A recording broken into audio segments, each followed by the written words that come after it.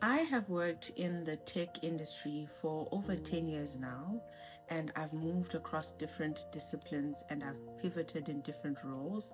And because of that, and because I'm vocal about that, people have come to me for feedback or guidance regarding my perspective on whatever situation that they're experiencing.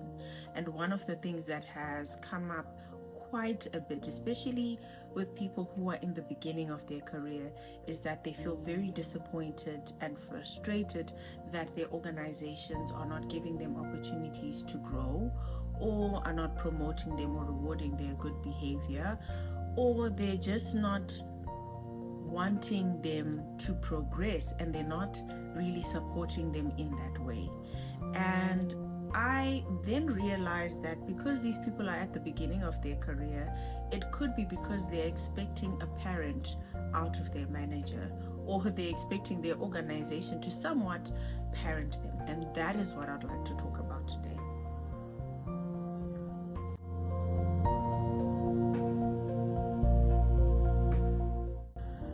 So, people have different goals, people have different aspirations in life, and sometimes you might find yourself in a particular position that you might have initially thought you enjoyed, but then you want to move to a different space, for example, maybe within the organization. And let's say you go and do the course, or maybe even you are employed for one particular role and you have a qualification for something a bit more senior or higher, and then you communicate this to your manager or your organization, and they acknowledge it, they are aware of it, but they don't actually give you the opportunity to do it, or they don't actually create room for you to actually start working in the specific field that you're qualified for. And a lot of people get frustrated about this, they get resentful, they end up not liking their managers because of that, or the organization as a whole. And I feel like this comes from a place of expecting that your organization shows up for you the way a parent would. So when I was raised, I'll speak about myself, good behavior was rewarded. So if you did well in school, you'll get those shoes that you wanted. If you did well in school, you'd get rewarded with this certain thing. And being my work in silence was rewarded. I didn't have to make noise about it because it was an agreement that I had with my parents, whether it was spoken about or whether it wasn't a spoken agreement, but basically they rewarded good behavior. And so I feel like when we grow, or when people become adults, sometimes that transition doesn't actually happen from childhood, where you are expecting the world to treat you the way that your parent could have possibly treated you, where they rewarded good behavior. Now, I'm not saying that be a bad person in order to get what you want, but what I'm saying is when people get frustrated, or when you find yourself feeling frustrated by not getting the opportunities that you deserve, and you will be rightfully deserving them, or the opportunities that you're qualified for, instead of being frustrated with the organization or the manager for not creating the opportunities that you want, or blaming them, I feel the wiser thing to do is to actually take responsibility for your own opportunities and your own learning, instead of expecting your organization or your manager to behave like a parent, because they cannot. First of all, they are working for the organization, especially in the case of a manager, and they have an agenda or a mandate that they're supposed to fill. Yes, part of that agenda is making sure that the people that report into them are treated a certain way and are given opportunities to grow. But sometimes that's not necessarily the priority. And while we might feel like that is the right thing to do, we are not always privy to these conversations that people who manage us or who are higher up are engaged in, and we don't really know what is actually going on. So instead of putting your hope or your eggs in this one basket, being your organization or your manager, why not take responsibility and take responsibility of your own life? If you're not getting the opportunity where you are, start learning, start networking with other people, start looking out there and see what could be out there. some organizations like corporates are very big, and so maybe your manager might not be able to facilitate your transition from one department to another, but start making connections wherever it is that you see yourself going and take it from there. I feel like because people are qualified and they are prepared and they want something and they've communicated it, when they get no's as they're trying to achieve that thing, it frustrates them a lot. But sometimes that no is a not now. Maybe that no is not here. Maybe that no is never in this organization. Whichever way it is, I feel like never outsource the responsibility of your growth, your progress, and your passions to anything outside of yourself. I realize that I have really watered down this principle to a parent-child relationship. However, there is a study that was done by psychologist Julian Rotter where they speak about the internal locus of control. Please forgive me if you see me looking down. I am reading on my iPad so that I make sure I give you accurate information. So it speaks about the internal locus of control and the external locus of control. So the internal locus of control is when someone actually believes that they themselves have influence on the outcome of their lives and the decisions that they make. External locus of control is when someone believes that some external force such as the manager, luck, or circumstances or life or who you know is what has the heaviest influence on your circumstances. While I feel in general there is truth in both, that you need to take responsibility of your life, and then also external factors play a role, instead of heavily relying on one over the other, I think the best thing you can do is to prepare yourself as much as possible for whatever role or position that you're looking to get to, and be prepared and speak about your preparedness and what you're doing in all of that as you network, as you meet people. Sometimes I feel we are waiting to be chosen from a crowd, that oops, that person over there is perfect for this role. Yes, that can happen sometimes. But for you to be chosen, I think it comes with you also making noise about what you are doing and what you're capable of and what you're studying and what you're trying to achieve.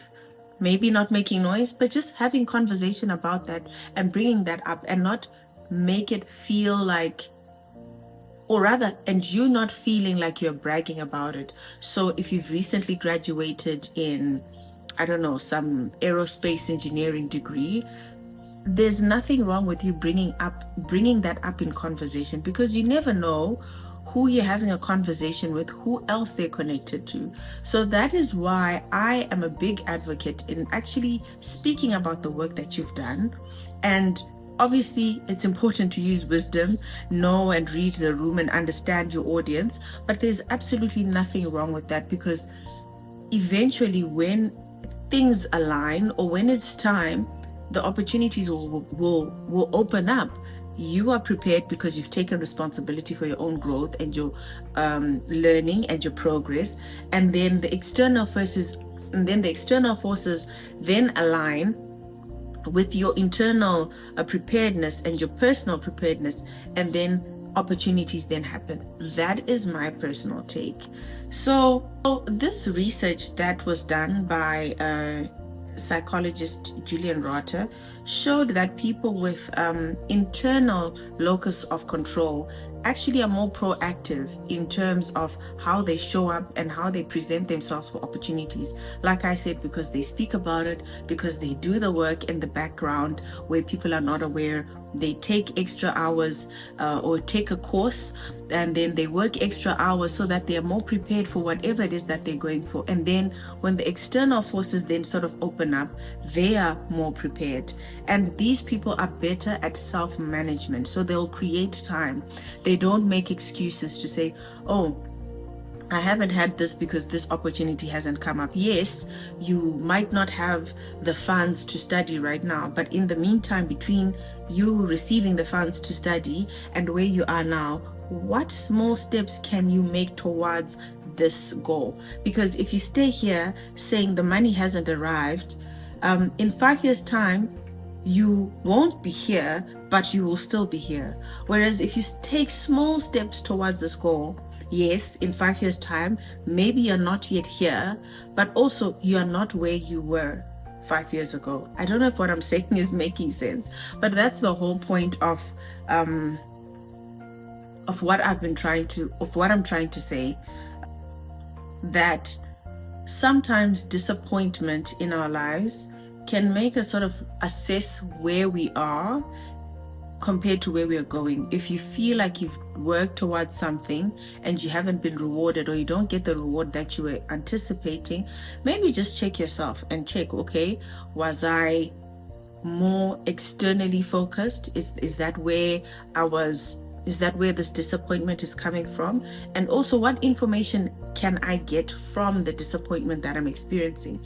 Does it mean that I need to upskill myself and continue to learn? Does it mean I need to look elsewhere? Does it mean I need to network with other people? Does it mean I need to do something different? Never allowing yourself to be a victim of circumstance. So that is the difference, in my opinion. While the parent-child relationship that I gave at the beginning of this video might not be ideal, I would like to state that the moment I stopped expecting things from an organization specifically, or from my manager, somehow opportunities sort of opened up for me, especially in the beginning of my career. Understanding that when you are at an organization, you don't know how long you are there for, and sometimes the universe has other plans for you, and maybe what it is that you are wanting, you won't actually properly achieve it in that organizational space. Maybe what is required is for you to actually move in a different space or a different industry for you to actually actualize your dreams or your goals or whatever. But I have found that not to be resentful of people or situations or organizations has actually allowed me to be in a more positive space when it comes to opportunities, understanding that sometimes when I receive a no, it could actually just be a not now, or maybe not here, or not in this organization, or later, or you are not really prepared. And I've done my best to sort of position myself in the best way possible. So I hope this video lands with the intention that I intended it to land with, that take charge of your life, take responsibility of your life. And while these examples might have been specifically for a career, I think they would also be relevant in other aspects of our lives. There comes a point where you cannot keep outsourcing the decisions in your life. You cannot keep outsourcing responsibility to other people in your life and the people around you, because they also have their own things that they need to do. Like I mentioned in the example of managers, that they have their own mandates and their own KPIs that the organization gives them. The organization itself has its own mandate and KPIs, for example, a profit, sustainability, and whatever other things that they have going on.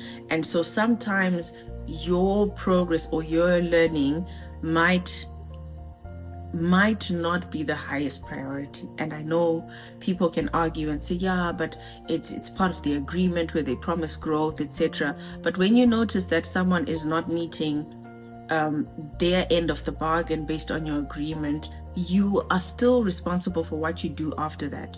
Do you stay in this relationship and try to force this other party to honor that agreement, or do you possibly shop around and look for other opportunities that would be more aligned with what it is that you're doing?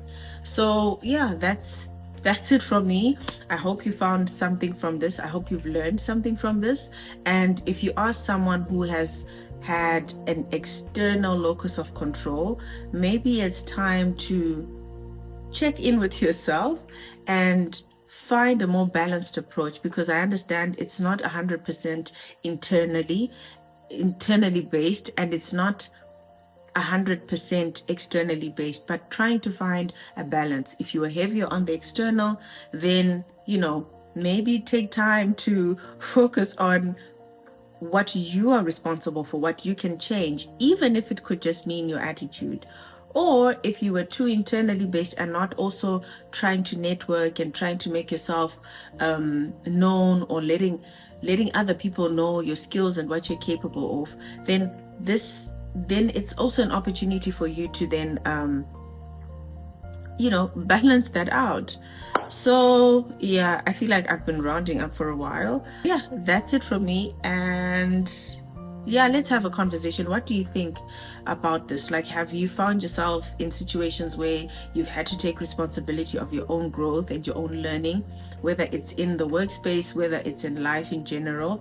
And how have you managed that? How have you sort of shifted the focus from things that are outside of you to looking internally in terms of things that you can actually change and work on that? And how has that worked out for you? If you've made it this far on this video, thank you so much. I appreciate it. And I look forward to hearing from you. My name is Vui or Vuyelwa, and I will see you in my next video.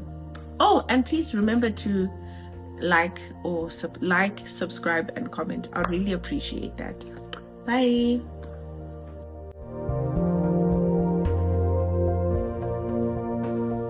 Analogy of this concept to parenting and